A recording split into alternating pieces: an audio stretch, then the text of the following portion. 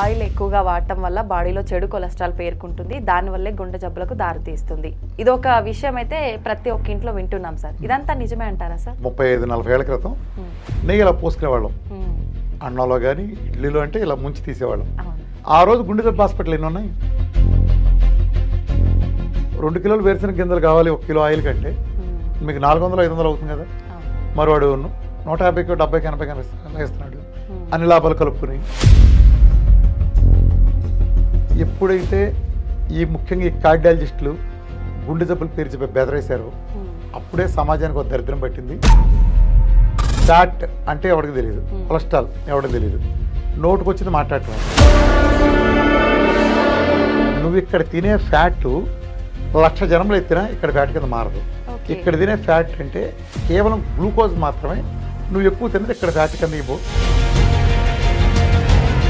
ఏంటంటే గీతల మల్లేసేవాళ్ళు కూడా చెప్పడానికి సాహసించిన విషయాలు, సూట్లు వేసుకుని బూట్లు వేసుకుని సూట్ అవన మాటలు మాట్లాడే అలోపతిక్ సమాజం మాట్లాడటం దురదృష్టం. ఈ మందులు అరిచి గీపెట్టిన ఒక జబ్బుని రివర్స్ చేయవు. ఓన్లీ సిమ్టమ్ని తాత్కాలికంగా గుర్తుపెట్టుకో, తాత్కాలికంగా తొలగిస్తాయి. 600 ట్రైగ్లర్స్ లేదా దాని ఈక్వలెంట్గా ఉండే చెత్త పిల్లల కోసం మీరు బైపాస్ చేస్తే 980 ఉండే చిన్నపిల్లకి 4 ఏళ్ల పిల్లకి నేను ఇచ్చిన సొల్యూషన్ ఏంటి? వాళ్ళ అమ్మతో దెబ్బకి చిటికేసినట్టు తగ్గించి.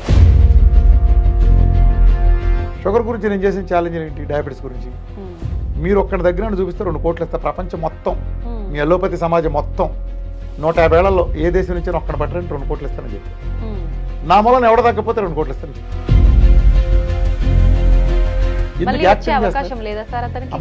జీవితాంతం ఏ జబ్బు తీరదని మీరు రాసిస్తారా? ఇవ్వలేరు కదా.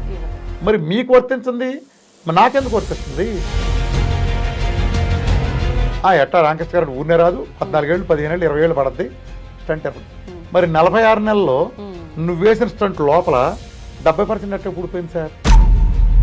ఏం పీకిని నీ డ్రగ్స్, ఏం పీకిని నీ స్టాటిన్లు. నేను ఎప్పుడైనా నన్ను ఇంటర్వ్యూ చేసావు, నేను గురవారెడ్డి గారి కంటే బాగా సర్జరీ చేస్తా, నాగేశ్వరరెడ్డి గారి కంటే గ్యాస్ట్రాంటాలజీలో బాగా చేస్తా అని చెప్పినప్పుడు నేను పంపిస్తాను కేసుల్ని. డయాబెటీస్ రివర్స్ చేసి, గ్యాంగ్రీన్ తగ్గించి, టైప్ 1 తగ్గించి పెట్టమనండి. వాళ్ళ జీవితాంతం 12 కింద ఊడికి చేస్తాను. వాళ్ళ దగ్గర ఒక్క కేసు చూపించమనండి వాళ్ళని. నమస్కారం, వెల్కమ్ టు ఐ డ్రీమ్. నేను మీ విజిత. బాడీలో చెడు కొలెస్ట్రాల్ పెరగటం వల్లే గుండె జబ్బులకు దారితీస్తుందా? అసలు ఎందుకు బాడీలో కొలెస్ట్రాల్ పెరుగుతుంది? ఆయిల్స్ ఎక్కువగా వాడటం వల్ల అసలు ఎందుకు అనేది ఈ కొలెస్ట్రాల్ మన బాడీలో చేరుతుంది? గుండె జబ్బులు రావడానికి ఇది నిజంగా రీజనేనా? ఇది ఒక అపోహ? ఇలాంటి విషయాలన్నీ మనకు తెలియజేయడం కోసం ప్రస్తుతం మనతో పాటు ఉన్నారు డైట్ గురు డాక్టర్ విఆర్కే గారు. వీరమాచినేని రామకృష్ణ గారు మనతో పాటు ఉన్నారు. ఇప్పుడు సార్తో మాట్లాడి మరిన్ని విషయాలు డీటెయిల్గా తెలుసుకుందాం. నమస్తే సార్. సార్, ప్రస్తుతం ప్రతి ఒక్కరు కూడా ఆయిల్ ఎక్కువగా వాడటం వల్ల బాడీలో చెడు కొలెస్ట్రాల్ పేరుకుంటుంది. దానివల్లే గుండె జబ్బులకు దారితీస్తుంది. ఇదొక విషయం అయితే ప్రతి ఒక్క ఇంట్లో వింటున్నాం సార్. ఇదంతా నిజమే అంటారా సార్? సరే, ప్రజల్ని నిన్నే అడుగుతున్నాను. ఒక 40 ఏళ్ల క్రితం మేము చిన్నపిల్లలప్పుడు, 30 ఏళ్ళే 35-40 ఏళ్ల క్రితం నెయ్యి ఇలా పోసుకునేవాళ్ళం. అన్నంలో కానీ ఇడ్లీలో అంటే ఇలా ముంచి తీసేవాళ్ళం. సున్నుండనంటే ఇలా అంటే నెయ్యి కారుతూ ఉండేది. ఎన్టీ రామారావు గారు మీకు తెలుసు కదా, నేతి గారెలు తినేవాళ్ళు. నెయ్యి అంటే అసలు దేంట్లో అయినా పులిహోరలు, పాయసాలు, పప్పులు అంటే అసలు ఇంత పట్టేది. ఇలా పట్టి ఇలా పోసుకుంటూ మాకు అలవాటు. ఆ రోజు గుండె జబ్బు హాస్పిటల్ ఎన్ని ఉన్నాయి? చాలా తక్కువ సార్, వేళ మీద లెక్క పెట్టి ఉన్నాయి. కార్డియాలజిస్ట్ సాయంత్రం 5 పిల్లలు తీసుకుని ఫస్ట్ సినిమా పోయేవాడు. ఇవాళ కార్డియాలజిస్టులు రాత్రి 2 దాకా అక్కడే పడి ఉంటున్నారు. చాలా బిజీ. ఇసుకెత్తరాలంత మంది జనం. ఏ సందు చూసినా, ఎడు తిరిగి చూసినా బడ్డీ కొట్లు పెట్టి పెట్టేశారు ఈ పెద్ద కార్పొరేట్ హాస్పిటల్ దిగిని. మరి బానిపించారుగా కొలెస్ట్రాల్ లేకుండా. కొలెస్ట్రాల్ తిన్నప్పుడు ఎలా ఉన్నారు, లేనప్పుడు ఎలా ఉన్నారు? రిజల్ట్ చెప్పాలి కదా. రోజులు గడిచే కొద్దీ ఇంకెక్కువ హెల్త్ పాడవడమే కానీ బెటర్ గా. ఇప్పుడు రాజకీయ నాయకులు ఎజెండా తీసుకున్న మీడియా మన చెవిలో పువ్వు పెట్టే కార్యక్రమం చేస్తారు. మమ్మల్ని గెలిపిస్తేనే మేము అద్భుతం చేస్తాం, భారతదేశాన్ని మారుతాం, లేదా రాష్ట్రాన్ని మారుతాం, ఆడి గెలిపిస్తే నాశనం చేస్తారు, ఈ టైప్ చెప్తూ ఉంటారు. అలానే వైద్యం కూడా దురదృష్టవశాత్తు నువ్వు చెప్పిన క్లెయిమ్ అలానే తయారైంది. కానీ వాస్తవాలు చూడాలిగా. 35 ఏళ్లలో ఇప్పుడు నువ్వు ఒక సిద్ధాంతం చెప్పావు, కొలెస్ట్రాల్ మూలానే గుండె జబ్బులు వస్తున్నాయి కాబట్టి జనం ఫ్యాట్ తింటే మానేండ్రా అన్నావు. అట్లానే ఫ్యాట్ అంటే మన నెయ్యి బాగా తెలిసింది, మన నెయ్యి వేసుకుంటాం, బాగా వేసుకుంటాం. నెయ్యిని భయపెట్టి గజగజలాడించి నెయ్యిని అసలు మెనూలోంచి ఎత్తించారు. పెళ్ళిళ్ళలోంచి తీసేశారు, ఇళ్లలోంచి తీసేశారు. అసలు టోటల్ ఆయిల్నే తీసేశారు. వీళ్ళు ఎప్పుడైతే నేచర్ ఇచ్చిన ఆయిల్ మొత్తం సాచురేటెడ్ ఫ్యాట్ పేరు చెప్పి భయపెట్టేశారు. సాచురేటెడ్ ఫ్యాట్ అంటే భయం. ఇదివరకు నీకు గుర్తుందో లేదో, గానగలు ఉండేవి ఒకప్పుడు, చెక్క గానగలు ఉండేవి. అక్కడికి మనం వేరుశనగ గింజలు కానీ, నువ్వులు కానీ, కొబ్బరి కానీ, అట్లనే ఏదైనా సరే అన్నీ తీసుకెళ్తే అది వాడు తీసుకుని ఎద్దు తిరుగుతూ ఉండేది. లేదా చెక్క గానగలు ఆయిల్ వచ్చేది, చెక్క తీసుకొచ్చేవాళ్ళు, చెక్క గేదెలకు దోళ్ళ పెట్టేవాళ్ళు, ఆయిల్ ఇంట్లో వాడేవాళ్ళు. ఆ రోజు నిన్న జబ్బులేవే, ఏ సిటీలోనో ఒకటో రెండో హాస్పిటల్ ఉండి. ఎప్పుడైతే ఆయిల్ తీసేసామో, వీళ్ళు ఎప్పుడైతే మనం వేసుకున్న ఆయిల్ వద్దన్నారో, నెయ్యి వద్దన్నారో, ప్రత్యామ్నాయం చూపించాలి కదా. ప్రత్యామ్నాయం చూపించాలంటే ఏమొచ్చినాయి? కెమికల్ ఆయిల్స్ వచ్చినాయి. 125 రూపాయలు వేరుశనగ గుళ్ళు ఉన్న రోజుల్లో 1 కిలో గింజలు 125 రూపాయలు ఉన్నప్పుడు 70 రూపాయలకి 1 కిలో ఆయిల్ ప్యాకెట్లు అమ్మారు. ఇప్పటికీ అదే రేషియో. సన్ఫ్లవర్ గింజలు ఈ రోజు చూసుకున్న 350 ఉంటే సన్ఫ్లవర్ ప్యాకెట్ 175 ఉంటుంది. కానీ 1 కిలో ఆయిల్ రావాలంటే ఆయిల్ గింజల పరిమాణాన్ని దాటి ఆయిల్ అయితే ఎక్కువ రాదుగా. అంటే చెత్త పోను 30% 50% వస్తుంది అనుకో. పోనీ 50% వేసుకో, మంచి గింజలు కొన్నారనుకుంటే 2 కిలోల గింజలు కావాలిగా. 2 కిలోలు వేరుశనగ గింజలు కావాలి 1 కిలో ఆయిల్ కంటే. మీకు 400-500 అవుతుంది కదా. మరి వాడు 150, 70, 80 ఎలా ఇస్తున్నాడు? అన్ని లాభాలు కలుపుకుని ఈ కెమికల్స్. అసలు రిఫైండ్ ఆయిల్ చేయడానికి మంటలు, పెద్ద పెద్ద ఫ్యాక్టరీలు, కర్మాగారాలు ఎందుకు? గింజలు కావాలి, పండే పంట కావాలి, అలానే ప్రొడక్షన్ దాన్ని పిండటానికి మిషన్లు కావాలి.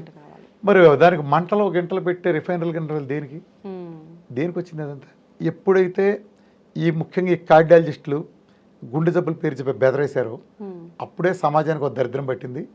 ఫ్యాట్ అంటే ఎవరికి తెలియదు, కొలెస్ట్రాల్ ఎవరికి తెలియదు, నోటుకు వచ్చింది మాట్లాడటమే. ప్రతిదాని పేరు ఫ్యాటే. ఈ బొజ్జలో ఇప్పుడు పెరిగింది మన పొట్ట, ఇది ఫ్యాటే. నువ్వు నెయ్యి వేసుకుంటున్నావు, అది ఫ్యాటే. కానీ ఇక్కడ పెరిగిన ఫ్యాటు నువ్వు నెయ్యి వేసుకున్న ఫ్యాట్ ఒకటి కాదు. ఇక్కడ ఫ్యాటు నువ్వు తిన్న ఫ్యాట్ కారణంగా రాదు. ఇది సైన్స్, బేసిక్ బయోకెమిస్ట్రీ. నువ్వు ఇక్కడ తినే ఫ్యాటు 1,00,000 జనంలో ఎత్తినా ఇక్కడ ఫ్యాట్ కింద మారదు. ఇక్కడ తినే ఫ్యాట్ అంటే కేవలం గ్లూకోజ్ మాత్రమే. నువ్వు ఎక్కువ తిన్నది ఇక్కడ ఫ్యాట్ కింద మనం అంత లావు అవుతాం కదా, అలా తయారయ్యేది నువ్వు ఎక్కువ తిన్న గ్లూకోజ్. మరి వాళ్ళు ఫ్యాట్ వస్తుందని ఫ్యాట్ మానమన్నారంటే ఈ ప్రపంచంలో కల్లా అత్యంత అజ్ఞానపు స్టేట్మెంట్ ఏదైనా ఉందంటే ఫ్యాట్ తింటే ఫ్యాట్ అవుతారనేది అంత అజ్ఞానం మాట. అంతెందుకు నేను ఎందుకు పాపులర్ మీకు తెలుసు కదా. వెయిట్ లాస్లో నేను బాగా పాపులర్. 8 సంవత్సరాల్లో కొన్ని మిలియన్ల మందిని ఒక రోజులో 2-3 కిలోల దగ్గర నుంచి 150 కిలోల వరకు తగ్గిన వాళ్ళు, అంటే ఒక రోజు కాదు, పీరియడ్లో 150 పైన టార్గెట్ పెట్టి తగ్గిన వాళ్ళని మిలియన్ల మంది సమాజంలో ఎక్కడ నువ్వు కూర్చున్న ఈ చుట్టుపక్కలే బోర్డు మంది ఉంటారు. అది చేశాను కదా. నేనేమి చేశాను? కింద పైన ఫ్యాట్ ఇచ్చా. నేను ఫ్యాట్ ఎంత ఇస్తే అంత కరిగిపోతుంది అక్కడ. అంటే దాని మీనింగ్ ఏంటి? ఫ్యాట్ వల్ల మరి నేను ఇచ్చిన ఫ్యాట్ తింటే లాభం అవ్వాలిగా. అంటే ఇదంతా ఏంటంటే గీతల మల్లేసేవాళ్ళు కూడా చెప్పడానికి సాహసించిన విషయాలు. సూట్లు వేసుకుని బూట్లు వేసుకుని సూట్ అవన మాటలు మాట్లాడే అలోపతిక్ సమాజం మాట్లాడటం దురదృష్టం. ఇది పై స్థాయి నుంచి ఉన్న అజ్ఞానం కాదు. అజ్ఞానం అనే పొరపాటు కూడా ఎవరు భావించద్దు. ఇదొక బిజినెస్ మోడల్. ఒక ఎజెండా ఉన్న మీడియా ఓ అబద్ధం రాస్తుంది. అది అబద్ధం దాన్ని తెలియక కాదు, ఎజెండా ఉంది కాబట్టి అలా రాస్తుంది. అంటే ఉదాహరణ చెప్తాను మీరు ప్రజలకు అర్థం కావడం కోసమని. సో అలానే వీళ్ళు కూడా అంతే, ఒక ఎజెండా. అదేంటంటే ప్రజల రోగుల నిన్ను నమ్మొచ్చే రోగి బాగు చేసి తద్వారా అతనిచ్చే ప్రాణం తీసుకుందాం అని కాదు. అతను మొత్తం దోచేయాలి, అతను బిజినెస్ మోడల్ ఇరికిచ్చేయాలి. ఒక రోగంతో వచ్చిన వాడిని ఇంకో రోగం కల్పించాలి. ఇప్పుడు నువ్వు బీపీఎన్ వెళ్ళావు, బీపీఎన్ వెళ్తే నీకు బీపీ తగ్గే పరిస్థితి లేదు. సచ్చే వరకు మందులు వాడాలి. నీ మొదటి రోజే శుభార్త చెబుతారు, అమ్మ నువ్వు జీవితాంతం మెయింటైన్ చేయాలి, కంట్రోల్లో ఉంచాలంటారు. కంట్రోల్ అంటే ఏంటి ప్రజలకు అర్థం అవడం కోసం స్పష్టంగా మాట చెప్తాను. అసలు కంట్రోల్ అంటే ఏంటి? ఇప్పుడు నీకు ఒక బీపీ వచ్చింది లేదా షుగర్ వచ్చింది అనుకో, లేదా షుగర్ తీసుకో, అందరికీ అర్థమయ్యే కామన్ పాయింట్. షుగర్ వస్తే నీకు ఒక 180 వచ్చింది అనుకో, షుగర్ కనిపించింది ఫస్ట్ టైం. నువ్వు వెళ్ళగానే ఒక సరే వచ్చేసింది, నువ్వు ఒక ఎండ్రోక్రాలజిస్ట్ దగ్గరికి, ఒక డయాబెటాలజిస్ట్ దగ్గరికి వెళ్ళావు. నీకు ఒక మెట్ఫార్మిన్ ట్యాబ్లెట్ ఇచ్చాడు, నీకు అది 90కి వచ్చింది. సో కంట్రోల్లో ఉంటాడు ఏంటంటే నువ్వు చచ్చిపోయే వరకు వాడాలమ్మా అంటాడు, కంట్రోల్లో ఉంచాలంటాడు.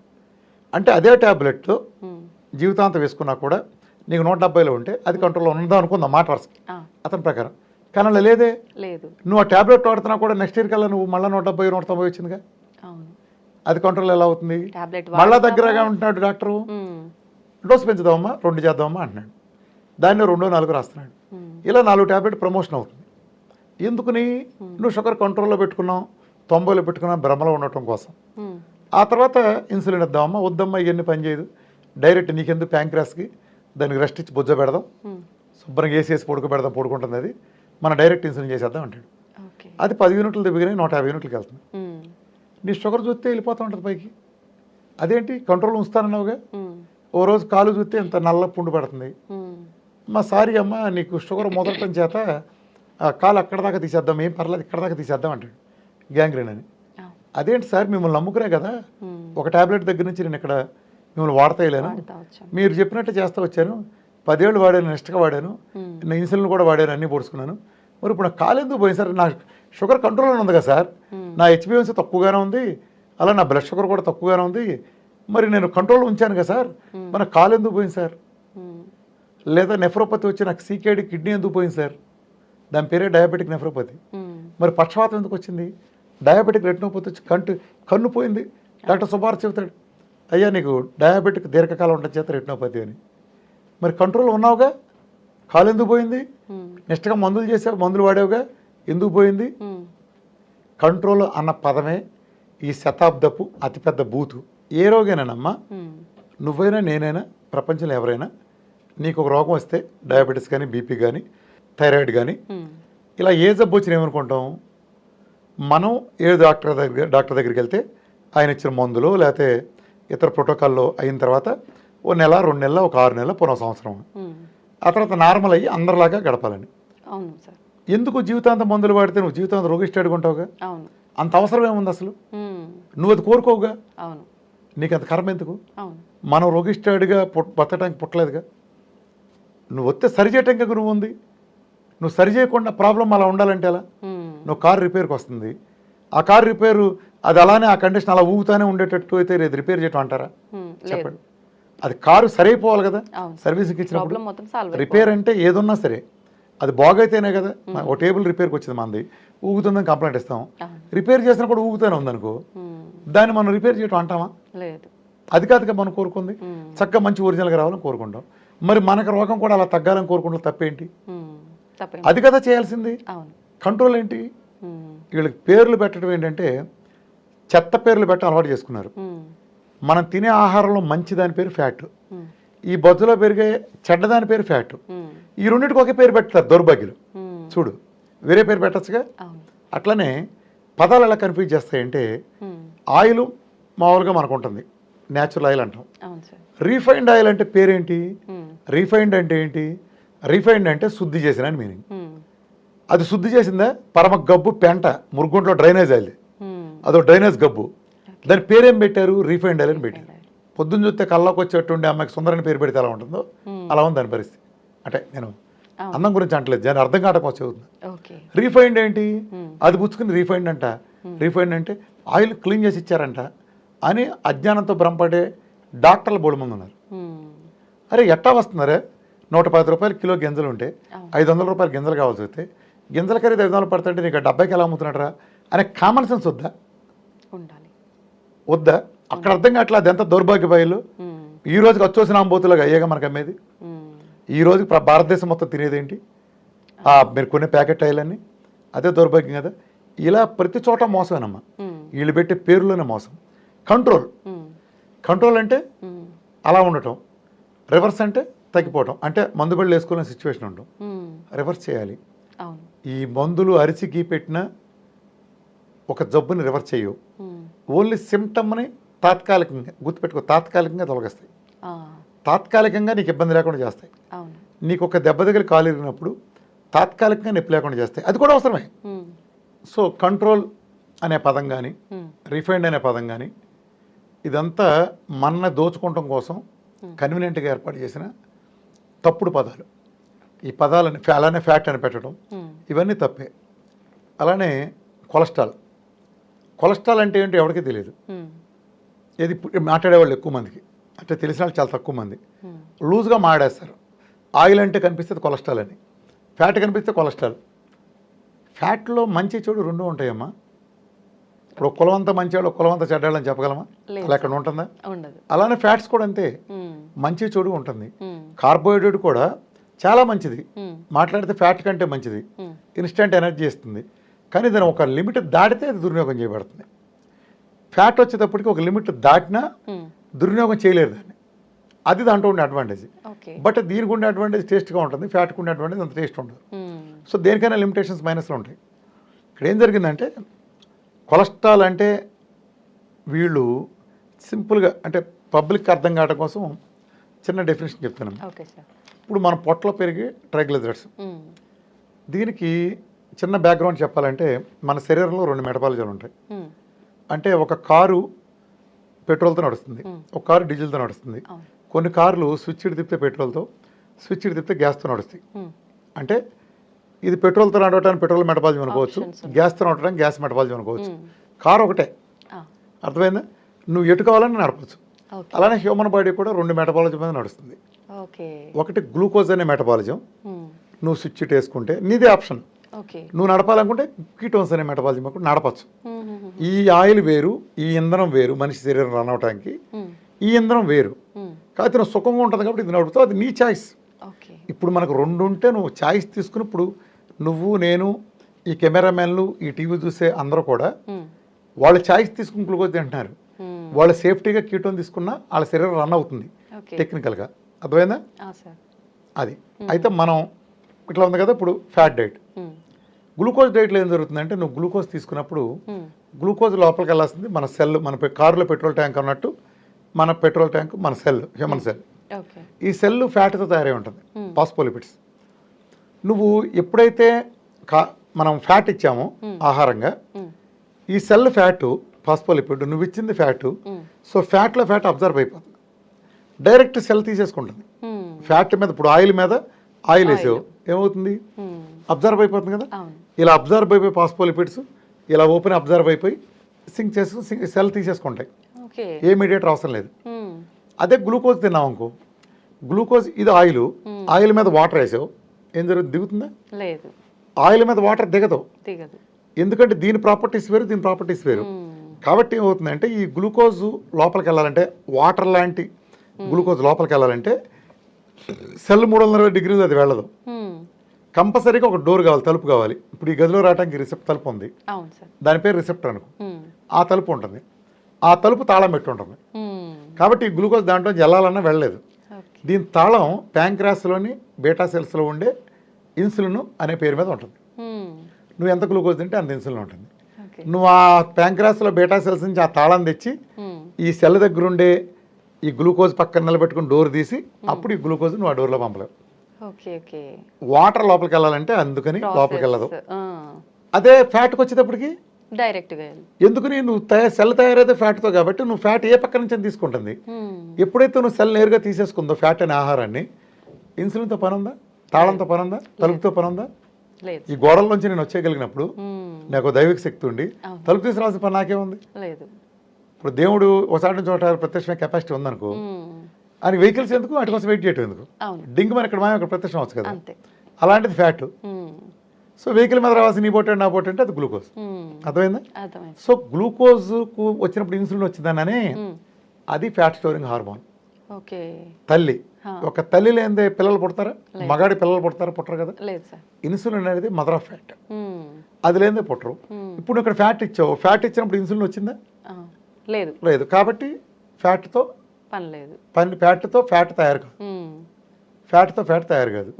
ఓన్లీ గ్లూకోజ్ వచ్చినప్పుడు ఇన్సులిన్ ఉంది. నువ్వు సెల్ పరిధి దాటి తిన్నావు అనుకో, ఇప్పుడు ఉదాహరణకి ఇది నీ సెల్ పరిధి, ఇది ఒక 6 ఇడ్లీ కెపాసిటీ అనుకో. నువ్వు 6 ఇడ్లీ లోపు తింటే నీకు ఎప్పుడు ఏం కాదు. నువ్వు తప్పు ఎక్కడ చేస్తావంటే 6 ఇడ్లీ దాటి తింటావు, కక్కుర్తి పట్టి తెగ తింటావు. ఓ బిర్యానీ పెద్ద హోటల్కి వెళ్తే బిర్యానీకి చాలా బాగుంటుంది, నిజానికి మనం బిర్యానీ పావు తినగానే కడుపు నిండిపోతుంది. మిగతాదంతా తింటాం కదా, ఆ కడుపు నిండిపోతుంది ఫీలింగ్ అయిపోయింది, ఇక్కడికి నిండిపోతుంది సెల్ నిజానికి కెపాసిటీ. ఈ దాటి తిన్నదంతా ఏం జరుగుతుంది? దీంట్లోకి వెళ్ళడానికి లేదు కదా ప్లేసు, రక్తంలో నిల్వ ఉండిపోతుంది. ఆ గ్లూకోజ్ రక్తంలో నిల్వ ఉండిపోయినప్పుడు అలా ఉండడానికి వీల్లేదు. కాబట్టి ఇన్సులిన్ దాని పక్కనే ఇన్సులిన్ కూడా ఉంటుంది కదా డిస్పోజ్ అవ్వకుండా. అది మదర్ ఆఫ్ ఫ్యాట్ కాబట్టి, ఇన్సులిన్ మదర్ ఆఫ్ ఫ్యాట్ కాబట్టి అది లివర్ ఆదేశించి లివర్ని ఈ ఎక్సెస్ ఉండే రక్తంలో ఉండే గ్లూకోజ్ని ఫ్యాట్, ట్రైగ్లిజరైడ్స్ అనే ఫ్యాట్ కింద కన్వర్ట్ చేసి ఎడిపోస్ టిష్యూలు దాయమని చెబుతుంది. ఆ దాసిందే ఈ పొట్టలోనో బొగ్గల్లోనో ఇప్పుడు నువ్వు నేను పెరిగాము తగ్గాలని అనుకుంటాం కదా, అవును సార్. ఆ ఫ్యాటే నువ్వు ఎక్సెస్ తిన్న కార్బోహైడ్రేట్స్. ఫ్యాట్ కింద మారదు, అది డిస్పోజ్ అయిపోతుంది రకరకాల పద్ధతులు, అందులో మేజర్గా యూరిన్ ఇలా డిస్పోజ్ అవుతుంది. అర్థమైందా? అర్థమైంది. ఇప్పుడు నువ్వు నేను లావ్ అయ్యానమ్మా, లావ్ అయితే ఏమంటాం, లావ్ అయ్యామని అంటాం. ఇదే కదా ఫ్యాట్ అంటే, ఫ్యాట్ బాగా వచ్చేసింది, కొవ్వు పేరిపోయింది, ఎరా కొవ్వు ఎక్కిందా అంటారు మన కూడా. అంటే ఏంటి కొవ్వు అంటే ఏంటి? ఫ్యాట్ కదా. ఈ కొవ్వు మనకి ఎక్కడి నుంచి వచ్చింది? గ్లూకోజ్ ఎక్సెస్ తినబట్టి కొవ్వు వచ్చింది, కొవ్వు ఎక్కువ తినబట్టి కొవ్వు రాల. ఇప్పుడు నువ్వు నేను లావ్ అవటం కారణం మనం ఎగబడి తిన్న, మన కక్కుర్తి పడి తిన్న కార్బోహైడ్రేట్స్, పద్ధతిగా తిన్న కార్బోహైడ్రేట్స్ కాదు, గ్లూకోజ్. మరి ఫ్యాట్ మీద ముద్ర ఎందుకు వేస్తున్నారు? కొంతమంది ఏమంటారు తెలియక, లేదండి నేను నెయ్యి వేసుకుంటున్నాను బాగా అయినా లావ్ అయ్యాను. అరే నువ్వు నెయ్యి దేంటో వేస్తున్నావురా, ఇంత ఇడ్లీలు వేస్తున్నావు, ఇంత పాయసంలు వేస్తున్నావు, కార్బోహైడ్రేట్ డామినేషన్ కదా దాంట్లో. అంటే దీన్ని నెయ్యి అంటా పెట్టుకుని కార్బోహైడ్రేట్లు ఇంకా ఎక్కువ తింటున్నావు కదా, ఆ నెయ్యిని కన్వర్ట్ అట్లా ఫ్యాట్ కింద ఆ కార్బోహైడ్రేట్స్ కన్వర్ట్ అవుతున్నాయి. సో మీరు ఎప్పుడైతే ఫ్యాట్ బాగా వాడదాం అనుకుంటే కాంబినేషన్ ఎప్పుడు కూడా ఏంటంటే గ్లూకోజ్ తగ్గించి ఆ ఎక్స్టెంట్ ఫ్యాట్ పెంచుకోవాలి. అంటే నువ్వు 6 ఇడ్లీ చట్నీ తిందాం అనుకున్నప్పుడు 600 క్యాలరీలు వస్తుంది అనుకున్నావు అనుకో, ఇప్పుడు నువ్వు నెయ్యి వేసుకుని తిందాం అనుకుంటే 3 ఇడ్లీ తీసేయాలి, అప్పుడు 300 క్యాలరీలు ఉంటుంది, అప్పుడు 300 క్యాలరీలు నెయ్యి వేసుకో. సో టోటల్గా నీకు 3 ఇడ్లీతో నెయ్యి వేసుకుని తింటే 600 క్యాలరీలు వస్తుంది, అదే 6 ఇడ్లీ తింటే 600 క్యాలరీలు గ్లూకోజ్ వస్తుంది. ఈ రెండోది తింటే మైలేజ్ వస్తుంది, ఫ్యాట్తో తింటే మైలేజ్ వస్తుంది. అంటే 6 ఇడ్లీలు మాత్రం ఏ ఫ్యాట్ లేకుండా తిన్నాడికి 2 గంటల్లో అది అరిగిపోయి మళ్ళీ ఆకలి నకనకలాడి మళ్ళీ కాఫీనో మళ్ళీ టిఫిన్ ఇంకోసారి చేస్తాడు. కానీ 300 క్యాలరీల 3 ఇడ్లీని నెయ్యి వేసుకుని తిన్నాడు, ఇంకో 3 గంటల వరకు ఆకలేదు, మైలేజ్ వస్తుంది ఫ్యాట్. అంటే ఇన్నాళ్ళు ఇప్పుడు ఒక పెద్ద వైద్య సమాజం ఉందమ్మా, ఈ వైద్య సమాజం పెద్ద డాక్టర్లో ఇంత వీళ్ళు మాట్లాడుతున్నారంటే వీళ్ళు నిజాలు చెప్తారు మనం ఎక్స్పెక్ట్ చేస్తాం. మొన్న మధ్య కార్డియాలజిస్ట్ గారు చెప్తున్నారు, చాలా ప్రతిభావంతులు, అదర్వైజ్ చాలా ప్రతిభావంతులు దేంట్లో సర్జరీలు చేయడంలో, డైట్లో వీటిలో కాదు. వచ్చిన చావు ఏంటంటే నువ్వు బాలసుబ్రహ్మణ్యం అయితే నువ్వు పాటలు పాడు, దయచేసి డ్యాన్స్ ప్రదర్శనలు చేయమాకు, మీకు ఏదైతే అది అనుభవం ఉందో చెప్పండి. అరే డ్యాన్స్ బాగా చేయలేం అనుకో, అంత పెద్ద గాయకుడిని పట్టుకుని డ్యాన్స్ చేయలేదా ఉంటాయంటే, గాయకుడు పాటలు బాగా పాడతాడయ్యా, డ్యాన్సులు బాగా చేయడు. డ్యాన్సులు బాగా చేస్తాడు, గాయకుడు పాటలు బాగా పాడు, పాటల్లో చూసుకో.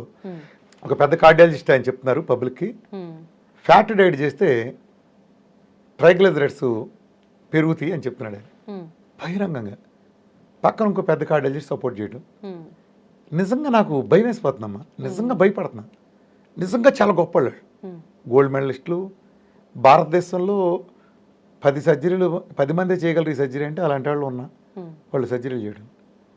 మీరు సర్జరీ చేసినందుకు పర్లా, బయటకు వచ్చి చెప్పేది ఇప్పుడు క్రాస్ చెక్ చేసుకోవాలి కదా మనం ఏం మాట్లాడుతున్నాం ఒకళ్ళ గురించి. అందులో నాలాంటి పబ్లిక్ పర్సన్ అంటే నన్ను ఎందుకు అన్నానంటే నాది సొంత నాలెడ్జ్ కాదు. ఎందుకు కాదంటే డే 1 నేను కృష్ణానది ఒడ్డుని బిగిన్ చేసినప్పటి నుంచి నేను కూర్చుని ఒక పేపర్ మీద రాసిచ్చి నీకు ప్రోగ్రామ్ రాసి చేయమని చెప్పట్లా, సైన్స్ ఎక్స్ప్లెయిన్ చేసా. నేను ఎలా తగ్గుతుందో ఎక్స్ప్లెయిన్ చేసి ఇందుకు తగ్గుతుందని ఒప్పించి, ఇప్పుడు నీకు ఇందాక చెప్పినట్టుగా ట్రైగ్లిసరైడ్స్ ఎలా వస్తాయి కాబట్టి ఇదిలా అని మేము బలంతా ప్రజలకి 8-9 గంటల పాటు మాట్లాడి చెప్పి ఒప్పించా.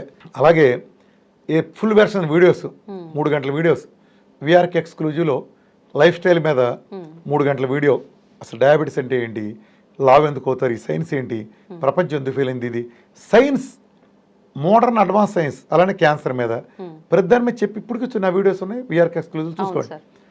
అంటే ఇంత చెప్తున్నా, మీరు ఎలా ఆ డాక్టర్ గారు అంటారు ఫ్యాట్ డైట్ చేస్తే ట్రైగ్లిసరైడ్స్ ఎలా వస్తాయి చెప్పమ్మా. ఇప్పుడు నేను కింద చెప్పాను, ఎడ్యుకేట్ చేయండి. అలా అంటే మళ్ళీ గాయబ్. ఇప్పుడు ఓపెన్ స్టేట్మెంట్ ఇచ్చారుగా మీరు, ఇచ్చినప్పుడు ఎందుకు గాయపోతున్నారు, ట్రైగ్లిసరైడ్స్ ఎలా అవుతుంది ఎక్స్ప్లెయిన్ చేయండి. నేను క్లియర్గా ఎక్స్ప్లెయిన్ చేసిన దాకా మీరు ఎక్సెస్ తిన్న గ్లూకోజు రక్తంలో ఉంది కాబట్టి ఇన్సులిన్ తీసుకెళ్లి దాన్ని ట్రైగ్లిసరైడ్స్ కింద కన్వర్ట్ చేయమంది. గ్లూకోజ్గానే దాయచ్చు కదా, ట్రైగ్లిసరైడ్స్ కింద కన్వర్ట్ చేయమంది. గ్లూకోజ్ నీకు నిల్వ ఉంది, గ్లూకోజ్ దాయచ్చు కదా. ఎందుకు నిల్వ ఉందంటే గ్లూకోజ్ నుంచి వచ్చే క్యాలరీస్ కంటే ఫ్యాట్ నుంచి వచ్చే క్యాలరీస్ 3 రెట్లు ఎక్కువ. ట్రైగ్లిసరైడ్స్, ట్రై అంటే 3 రెట్లు ఎక్కువ. ఇప్పుడు నీకు ఒక బాగా బ్లాక్ మనీ ఉందనుకో, అది దాయటానికి నీకు బీరువా ఉంది, నీ చేతిలో 2000 కాగితం, ఇప్పుడు లేవులే ఉదాహరణ చెబుతున్నా, 2000 కాగితాలు ఉంది, 100 కాగితాలు ఉన్నాయి. నువ్వు బ్లాక్ మనీ దాయాలంటే నీకు అవకాశం ఉంటే ఏ అమౌంట్ దాస్తావు, ఏది దాస్తావు, 2500 100 దాస్తావు. 2000 సార్. ఎందుకని? అదైతే మనకు కనిపించడం, అందులో పట్టే పేపర్ ఒకటే, పేపర్కి ఉండే వాల్యూ వేరు. అవును. సో రేపు నువ్వు ఆ డబ్బు తిరిగి వాడుకుందాం అనుకున్నప్పుడు ఆ ప్లేస్లో బట్టి 100 కాగితం తీస్తే కంటే 20 రెట్లు ఎక్కువ అదే పేపర్తో, అంటే అదే సైజు ఉన్న పేపర్తో వస్తుంది కదా. అవును. అట్లానే ఫ్యాట్ 1 యూనిట్ కన్నా నువ్వు దాస్తే మ్మ్. అది 9 దీంతో సమానం ట్రైగ్లిజరైడ్స్. ఓకే. ఇది 3 అయితే ఇంచుమించు 9 సుమారుగా. మ్మ్. మ్మ్. అందుకని దాన్ని కంప్రెస్ చేసి ఇప్పుడు ఏదైనా ఫైల్ చేయాలంటే కంప్యూటర్ ఎలా దాస్తావు, మ్మ్. జిప్ చేసి కంప్రెస్ మోడ్లో దాస్తావు కదా. అవును సార్. అలా ఫ్యూచర్ అవసరాల కోసం దాచిన దాన్ని మ్మ్. కంప్రెషన్ మోడ్ కోసం గ్లూకోజ్ని ట్రైగ్లిజరైడ్సే అల్టిమేట్గా ఇవన్నీ సేమే. మ్మ్. ఇది మార్చి కన్వర్ట్ చేసి దాస్తుంది. అర్థమైందా? Okay sir. మరి ఫ్యాట్ని దాయదుగా. అవును. ఫ్యాట్ని దాయటానికి మ్మ్. ఎడిపోస్టిస్లో ఫ్యాట్ నేరుగా దాయపడదుగా. ఎందుకంటే దాని పక్కన ఇన్సులిన్ ఫ్యాట్ స్టోరింగ్ హార్మోన్ లేదుగా. ఫ్యాట్ స్టోరింగ్ హార్మోన్ లేనప్పుడు లేదు. ఎలా దాస్తుంది? అది డిస్పోజ్ అయిపోతుందిగా. అవును. ఇది నా టెస్ట్ మోడల్తో కూడా ప్రూవ్ చేశాక, నేను కొన్ని మిలియన్ మందిని ప్రూవ్ చేశాక పోయింది నేను సిద్ధాంతం చెప్పడం అనుకోవచ్చు. మ్మ్. ఇంత ప్రూవ్ చేసినాక అంత పెద్ద కార్డ్ డైజెషన్ నిలబడి మ్మ్. ట్రైగ్లిజరైడ్స్ గురించి వాళ్ళ సిద్ధాంతం చెబుతా అంటే నాబోటేడు ఎవడన్నా చూస్తా ఊరుకోవాలా? లేదు సార్. నేను గట్టిగా ఇచ్చే కౌంటర్ మ్మ్. తెలుసు కదా. మ్మ్. వాళ్ళ దాంట్లో కూడా అందులో డాక్టర్ గారు చెబుతా ఫెమిలియల్ అంటే కొలెస్ట్రాల్ మూలం గుండె జబ్బులు వస్తాయని వీళ్ళ సిద్ధాంతాన్ని ప్రకటించుకోవడం కోసం మ్మ్. ఫెమిలియల్ హైపర్ కొలెస్ట్రేమియా అంటే చిన్నపిల్లల్లో వచ్చే మ్మ్. ట్రైగ్లిజరైడ్స్. ఇప్పుడు నువ్వున్నావు నేనున్నా, ఆ సార్. మన ఇద్దరికి 1000 ట్రైగ్లిజరైడ్స్ ఉన్నాయంటే దోళ్ళలో పడి తిన్నాం, హోటల్లో రెస్టారెంట్లో అడ్డమైన గ్లూకోజ్ తాగాం, మ్మ్. ఐస్ క్రీమ్ తిన్నాం కాబట్టి మనకు వచ్చింది అనుకోవచ్చు. వచ్చింది.